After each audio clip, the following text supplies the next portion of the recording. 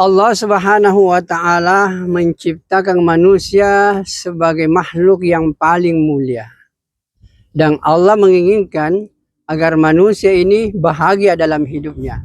Bahkan kita bisa mengatakan Allah menciptakan manusia agar manusia masuk ke dalam surganya Allah Subhanahu wa Ta'ala. Buktinya ayat-ayat Al-Quran dan hadis-hadis Rasulullah Sallallahu Alaihi Wasallam semuanya menganjurkan kita untuk masuk ke surganya Allah Subhanahu wa Ta'ala. Tidak satu pun ayat dalam Al-Quran yang menunjukkan jalan ke neraka, tidak. Semuanya menunjukkan kita jalan ke surga. Itu berarti Allah Subhanahu wa Ta'ala menginginkan kita masuk surga semuanya. Cuma banyak manusia yang tidak mau masuk surga.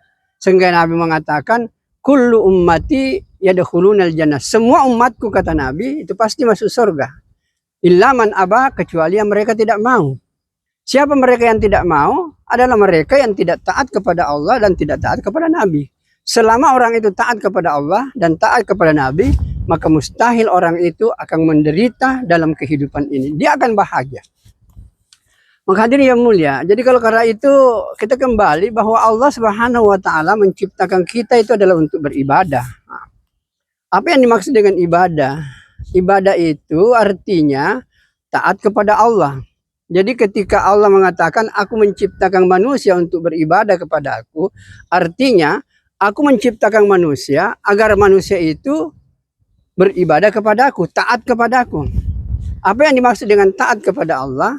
Yang dimaksud dengan taat kepada Allah adalah melaksanakan perintahnya dan meninggalkan larangannya. Jadi kalau begitu, Allah sebenarnya ketika mengatakan aku menciptakan manusia untuk beribadah, artinya aku menciptakan manusia untuk taat kepada aku. Maksudnya aku menciptakan manusia agar manusia itu melaksanakan perintahku, meninggalkan laranganku. Di sinilah letaknya kebahagiaan manusia, ketika manusia mau melaksanakan perintah Allah dan meninggalkan larangan Allah, kehidupan ini akan menjadi baik. Enak sekali untuk kita jalani. Mari saya tunjukkan bukti, hadirin yang mulia. Kira-kira kalau seluruh perintah Allah yang dikerjakan, enak nggak hidup? Misalnya gini, seluruh perintah Allah kita kerjakan. Saya kasih contoh. Allah menyuruh kita jujur, semua orang jujur. Allah menyuruh kita adil, semua orang adil. Allah menyuruh kita tolong menolong, semua orang tolong menolong. Allah menyuruh kita salat, semua orang salat. Kalau semua perintah Allah ini dikerja, enak sekali menjalani hidup. Apalagi kalau larangan Allah ditinggalkan. Coba misalnya, Allah melarang kita mencuri, tidak ada orang mencuri. Allah melarang kita berzina, nggak ada orang berzina. Allah melarang kita minum khamar, tidak ada orang minum khamar. Allah melarang kita untuk saling menggibah, tidak ada orang saling menggibah. Kalau seluruh larangan Allah ini ditinggal, saya yakin kehidupan ini bahkan bisa dikatakan akan kita merasakan nikmat surga sebelum kita menuju masuk ke surganya Allah Subhanahu wa Ta'ala. Itulah agama. Nah, sekarang mari kita lihat. Saya hanya akan pesankan, tolong ada dua. Baik, saya akan tunjukkan satu dalam perintah, satu dalam larangan. Ini saja dipegang kuat-kuat, insya Allah kita akan hidup tenang dan bahagia. Dalam perintah Allah, perintah yang tertinggi kita ambil contoh sederhana saja, yaitu sholat misalnya. Apabila sholat ini ditegakkan dengan baik, kita berjamaah di awal waktu, maka kehidupan ini akan jadi baik. Saya kasih contoh sederhana supaya mudah dipahami. Cari satu rumah tangga, perhatikan baik-baik. Apabila bapaknya sholat, ibunya sholat, anak-anaknya sholat semuanya, yakin dan percaya keluarga itu pasti hidup tenang, bahagia dan damai, sekalipun hidup di bawah garis kemiskinan. Begitupun juga kalau larangan ini ditinggalkan. Saya akan tunjukkan satu larangan yang mudah dilakukan oleh manusia, umat, yaitu berbohong.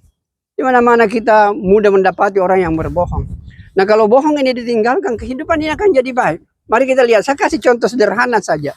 Dalam sebuah rumah tangga, apabila istri ini jujur kepada suami, suami tidak bohong kepada istri, orang tua jujur kepada anak-anak, anak-anak jujur kepada orang tuanya. Saya yakin kalau ada keluarga seperti ini, pasti keluarga itu hidup dengan tenang, damai dan bahagia, sekalipun sekali lagi hidup di bawah garis kemiskinan. Oleh karena itu, para pemirsa yang kami muliakan, kalau ini saja kita pegang kuat-kuat, tolong perintah Allah berupa salat betul-betul dikerjakan dengan baik, kehidupan ini akan terasa nikmat. Dan yang kedua, kalau dusta ini betul-betul kita tinggalkan, enak menjalani hidup. Jangan ada dusta di antara kita. Pegang ini kuat-kuat, tegakkan salat dengan berjamaah di awal waktu, dan tinggalkan dusta dalam kehidupan. Maka kebahagiaan akan kita raih di dunia yang sementara ini, dan insya Allah di akhirat yang kekal abadi.